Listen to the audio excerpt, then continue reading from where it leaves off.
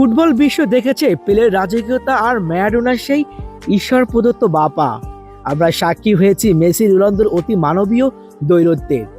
আজকের যুগের হল্যান্ড এমবাপ্পেরা হয়তো গোল মেশিন হয়ে দাপিয়ে বেড়াচ্ছে মাঠ, কিন্তু এই যান্ত্রিক ফুটবলের ভিড় তখন একজনই ছিল, মাঠকে ক্যানভাস বানিয়ে ফুটবল দিয়ে ছবি আঁকতো। সে রোনালদিনোর হারানো শৈল্পিক ফুটবলের শেষ উত্তরাধিকারী নেইমার জুনিয়র। লোকে তাকে ট্রফি দিয়ে বিচার করে, গোল দিয়ে তুলনা করে। তারা বোঝে না নেইমার কোনো পরিসংখ্যানের নাম নয়। নেইমার হলো এক অদ্ভুত সুন্দর যন্ত্রণা।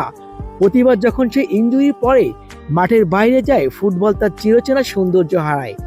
হয়তো মেসি রোনালদোর মতো তার কাছে ভুরি ভুরি ব্যালন ডিয়ার নেই, কিংবা এমবাপ্পের মতো গতি নেই। তার পায়ে যে জাদু আছে তা দেখার জন্য ফুটবল প্রেমীরা এখনো রাত জাগে।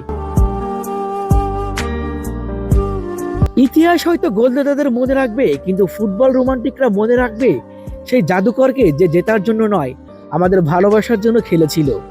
নেইমার, তুমি একটাই।